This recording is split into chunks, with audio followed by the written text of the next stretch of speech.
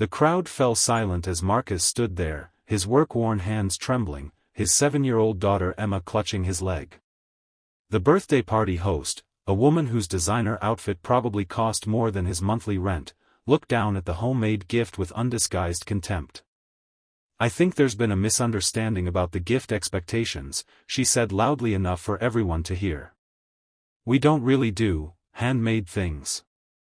The other parents shifted uncomfortably, averting their eyes as Marcus's face burned with shame.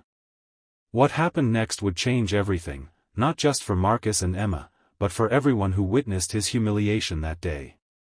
If you're moved by stories of resilience, justice, and the unbreakable bond between a father and daughter, please like this video and subscribe to our channel for more powerful true stories that remind us of the humanity we all share. Marcus Reynolds hadn't always been a single father. 3 years ago, he had been part of a complete family: himself, his wife Laura, and their daughter Emma. They weren't wealthy, but they were happy in their modest apartment in the suburbs of Chicago. Marcus worked as a carpenter at a local construction company, while Laura taught 2nd grade at a public elementary school. Their life wasn't luxurious, but it was filled with love and laughter. Then came the accident. A rainy night, a drunk driver, and suddenly Marcus was planning a funeral instead of their anniversary dinner. Laura was gone, leaving him alone to raise their 4-year-old daughter. The first year after Laura's death had been a blur of grief, sleepless nights, and learning how to be both mother and father to a child who couldn't understand why mommy wasn't coming home. Marcus had to learn how to braid Emma's hair, how to soothe her nightmares, how to answer questions he wasn't prepared for. He'd taken on extra shifts when he could, working weekends to make ends meet while relying on his elderly mother for childcare. By Emma's 7th birthday, they had established a new normal. It wasn't perfect, but they were managing. Emma was in 2nd grade now, the same grade her mother had taught, and was slowly coming out of her shell. She was making friends, including a girl named Olivia, whose birthday party invitation had arrived in Emma's backpack one Friday afternoon. "Daddy, Olivia invited me to her birthday," Emma had exclaimed, her eyes shining with excitement as she handed him the glossy invitation. "It's at her house and there's going to be a bouncy castle and face painting and everything." Marcus had examined the invitation with a slight frown. The address was in Lakeside Heights, an affluent neighborhood where homes started at 7 figures. He'd done some carpentry work there and knew the kind of wealth those families possessed. "That sounds wonderful, sweetheart," he'd said, pushing aside his concerns. Emma deserved to have friends and enjoy normal childhood experiences, regardless of their financial situation. The invitation specified that gifts should be thoughtful and appropriate, whatever that meant. Marcus's budget was tight that month, the truck had needed repairs, and Emma had outgrown her winter boots. After setting aside money for bills and necessities, there wasn't much left for an extravagant gift. "What do you think Olivia would like for her birthday?" he'd asked Emma over dinner that night. Emma had thought for a moment, twirling spaghetti around her fork. "She really likes unicorns. And she always says my drawings are pretty." That had given Marcus an idea. He was skilled with his hands, not just with carpentry, but with smaller woodworking projects as well. In the evenings after Emma went to bed, he began working in their small garage, crafting a beautiful wooden jewelry box. He carved delicate unicorns along the sides and inlaid the top with a mosaic of colored wood pieces forming a rainbow. Inside, he lined it with soft blue velvet salvaged from an old coat of Laura's. Emma had contributed too, drawing unicorns and rainbows on special paper that Marcus carefully decoupaged onto the inside of the lid. Together, they wrapped it in the prettiest paper they could find at the dollar store, and Emma made the card herself, using her best handwriting and all the glitter pens she owned. On the day of the party, Emma was beside herself with excitement. Marcus helped her into her nicest dress, a blue one that had been a gift from his mother, and carefully braided her hair the way Laura had taught him before she died. "You look beautiful, Em," he'd said, his throat tight with emotion. She looked so much like her mother sometimes that it took his breath away. "Do you think Olivia will like our present, Daddy?" Emma had asked as they drove to the party, the carefully wrapped jewelry box secure in her lap. "She'll love it," Marcus had assured her. "It's made with love, and that makes it special." When they arrived at Olivia's house, a sprawling mansion with manicured lawns and a circular driveway filled with luxury vehicles, Marcus felt the first twinge of unease. He was driving a 15-year-old pickup truck with a dent in the passenger door, and his jeans and button-down shirt, while clean and presentable, clearly marked him as different from the other parents in their designer clothes. Emma, however, noticed none of this. She was too excited about the enormous bouncy castle visible in the backyard and the cluster of girls her age gathered near the entrance. "Olivia," she called, waving enthusiastically at a girl in a pink tulle dress who turned and waved back. Marcus helped Emma out of the truck, and they walked up to the front door, where a woman in a sleek black dress greeted them with a practiced smile that didn't quite reach her eyes. "You must be Emma," she said, bending slightly to address his daughter. "Olivia has told us about you. I'm Mrs. Harrington, Olivia's mother." "Nice to meet you," Emma said politely, just as Marcus had taught her. "This is my dad." Marcus extended his hand. "Marcus Reynolds. Thank you for inviting Emma." Mrs. Harrington's handshake was brief and limp. "Of course. The children are in the backyard. Gifts go on the table in the living room." She gestured toward an elegantly decorated room where a table was already piled with professionally wrapped packages in coordinating colors. "Go ahead and join the other children, Emma," Mrs. Harrington said. "The party entertainers are just getting started." Emma looked up at Marcus, who nodded encouragingly. "Go have fun, sweetheart. I'll be right here if you need me." As Emma skipped off toward the backyard, Marcus approached the gift table with their package. He was about to set it down when Mrs. Harrington appeared at his side. "The parents are gathering on the patio," she said. "We have a bar set up and some gourmet appetizers." Marcus nodded. "That sounds nice. I'll just put this with the other gifts first." Mrs. Harrington's eyes fell to the package in his hands, taking in the slightly wrinkled wrapping paper and the handmade card with its uneven lettering and excess of glitter. "What an interesting wrapping job," she commented. "Did Emma do that herself?" "We both did," Marcus replied, feeling a defensive edge creep into his voice. "Emma made the card." He placed the gift on the table, where it stood out starkly among the professionally wrapped boxes and designer shopping bags. The next hour passed uncomfortably for Marcus. He stood on the periphery of the parent gathering, nursing a single beer while the others discussed vacation homes, private school applications, and country club memberships. No one made much effort to include him in the conversation, though a few fathers nodded politely in his direction.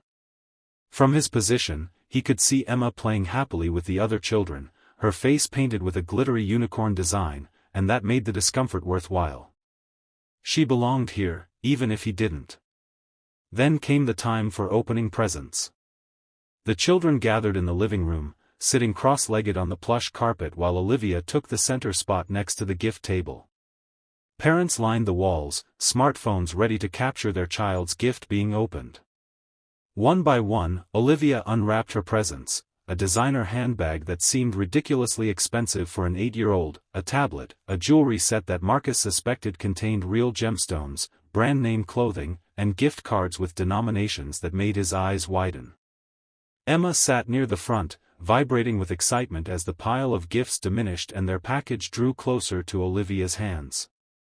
Marcus felt a growing knot of anxiety in his stomach. The homemade gift that had seemed so special in their modest apartment now seemed woefully inadequate among the expensive presents. Finally, Olivia reached for the package that Emma and Marcus had wrapped together. Emma scooted forward eagerly. "That one's from me," she announced proudly. Olivia smiled at her friend and began to unwrap the gift. The room had grown quieter, and Marcus could feel curious eyes on him as the wrapping paper came away to reveal the wooden box. "It's a jewelry box," Emma explained eagerly. "My daddy made it, and I helped with the drawings inside." "Open it." Olivia lifted the lid, revealing Emma's colorful unicorn drawings and the velvet lining. For a moment, the birthday girl seemed genuinely pleased, running her fingers over the carved unicorns and examining the rainbow inlay. "It's pretty," she said, and Emma beamed. But then Mrs. Harrington stepped forward, taking the box from her daughter's hands. "How creative," she said, her tone making the word sound like an insult. She turned to the room at large. "I think there's been a misunderstanding about the gift expectations. We don't really do handmade things." The room fell silent. Marcus felt as if all the air had been sucked out of his lungs. Emma's smile faltered, confusion clouding her features as she looked between Mrs. Harrington and her father. "What's wrong with our present?" she asked in a small voice. Before Mrs. Harrington could respond, Marcus crossed the room in 3 quick strides, his face burning with a mixture of shame and anger. "Nothing is wrong with it, Emma," he said firmly, though his voice shook slightly. "It's a beautiful gift that we made with love." He turned to Mrs. Harrington, keeping his voice low but intense. "That box took me over 20 hours to make. The wood is cherry and maple. The inlay work alone," he stopped himself, realizing he was defending the monetary value of the gift rather than its true worth. "My daughter was proud of that gift. It may not have cost hundreds of dollars, but it's one of a kind." Mrs. Harrington's expression remained cold. "I'm sure it's very nice for what it is," she said dismissively. "Olivia, let's move on to the next gift, shall we?" Marcus felt a small hand slip into his. Emma was looking up at him, her lower lip trembling. "Daddy, can we go home now?" she whispered. The pain in her voice broke something in Marcus. He knelt down to her level, aware of the eyes on them but caring only about his daughter in that moment. "Yes, sweetheart, we can go," he said gently. "But first, I want you to know that our gift was beautiful and special. Sometimes people don't understand the value of things made with love." He stood up, keeping Emma's hand firmly in his. "Thank you for the invitation," he said to no one in particular. "Emma isn't feeling well, so we'll be leaving now." As they walked toward the door, he heard whispers behind them and felt the weight of stairs on his back. Emma's shoulders were hunched, her earlier excitement completely extinguished. They were almost to the door when a man's voice called out, "Wait." Marcus turned to see a tall, distinguished-looking man approaching them. He recognized him vaguely as one of the fathers who had been standing on the periphery of the parent gathering, not actively participating in the status symbol discussions. "I'm James Chen, Lily's father," the man said, extending his hand. "I wanted to say that I thought your gift was exceptional. I'm an art collector, and I recognize fine craftsmanship when I see it." Marcus shook his hand, surprised by the genuine warmth in the other man's grip. "Thank you," he said simply. "I understand you're a carpenter?" James continued. "Yes, I work for Donovan Construction." James nodded thoughtfully. "I'm in need of some custom bookshelves for my home office. Would you be interested in discussing a commission? Here's my card." Marcus accepted the business card, noting the embossed logo of Chen Architectural Design. "I'd be happy to talk about it," he said, still somewhat stunned by this unexpected turn. James smiled. "Excellent. And please, don't judge all of us by what happened here today. Some people have forgotten that value isn't always measured in dollars." With a nod to Emma, James returned to the party, leaving Marcus with a small spark of hope amid the humiliation of the afternoon. In the truck on the way home, Emma was quiet, staring out the window with uncharacteristic solemnity. "Are you okay, Em?" Marcus asked gently. She was silent for a moment longer before asking, "Why didn't Olivia's mom like our present, Daddy?" Marcus sighed, trying to find the right words to explain class differences and materialism to a 7-year-old. "Some people think that things are only valuable if they cost a lot of money," he said finally. "They forget that the most special gifts are the ones that come from the heart. Like when I make you cards for your birthday?" "Exactly like that." Those cards are my favorite presents in the whole world. Emma seemed to consider this. I still think our jewelry box was prettier than the other presents. Marcus smiled, feeling a surge of pride in his daughter's resilience. Me too, sweetheart. Me too. The Monday after the disastrous birthday party, Marcus returned to work with a heaviness in his spirit. He'd spent Sunday doing his best to restore Emma's confidence, assuring her that her contributions to the gift had been beautiful and meaningful. By bedtime, she seemed to have bounced back, chattering about her school project for the coming week. Children were remarkably resilient, he thought. More so than their parents sometimes. At the construction site, Marcus threw himself into his work, finding solace in the familiar rhythm of measuring, cutting, and assembling. Around lunchtime, his foreman, Bill Donovan, approached him. "Reynolds, got a minute?" Marcus set down his tools. "Sure, Bill. What's up?" "Just got a call from a potential client. High-end job in Lakeside Heights. Custom bookshelves, cabinetry, maybe some other pieces. Guy specifically requested you." Marcus raised his eyebrows in surprise. "Me? Did he say why?" Bill shrugged. "Said he saw some of your work recently and was impressed. Name's Chen. James Chen. Rings any bells?" Marcus felt a jolt of recognition. "Yes, actually. I met him briefly over the weekend. He mentioned something about bookshelves. Well, he wasn't kidding. He wants to meet with you this afternoon if possible. I told him you're on the clock until 5, but he offered to come by the site around 4. That work for you?" Marcus nodded, a mixture of gratitude and disbelief washing over him. "Yes, that works fine. Thank you, Bill." As promised, James Chen arrived at the construction site at 4 o'clock, looking somewhat out of place in his tailored suit among the dust and lumber. But he seemed completely at ease, greeting Marcus with a warm handshake. "Thank you for making time to see me," James said. "I've been thinking about your craftsmanship since the party. That jewelry box was exceptional work." "I appreciate that," Marcus replied, still somewhat bewildered by this turn of events. "You mentioned bookshelves?" "Yes, but that's just the beginning. Let me explain what I have in mind." Over the next half hour, James outlined his vision for not just bookshelves, but a complete home office renovation, including a custom desk, cabinetry, and built-in storage solutions. As he spoke, he showed Marcus photos of the space on his phone and rough sketches he'd made of what he envisioned. "I'd want you to handle this personally," James concluded. "Not as part of your regular crew work, but as a specialized commission. I'm prepared to pay well above standard rates for custom work of this caliber." Marcus was stunned. The project James was describing would take weeks of dedicated work and would pay more than he typically made in several months. "This is very generous," he said carefully. "But I have to ask, why me? There are custom furniture makers with established businesses who specialize in this kind of high-end work." James considered the question thoughtfully before answering.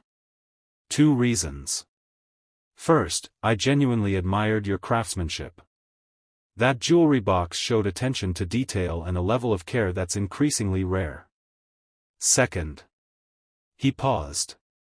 "I didn't appreciate how my wife's friend handled the situation at the party. It was unkind and unnecessary. I believe in recognizing talent regardless of packaging." Marcus felt a complex mixture of emotions, gratitude for the opportunity, lingering embarrassment about the party, and a touch of wariness about accepting what might.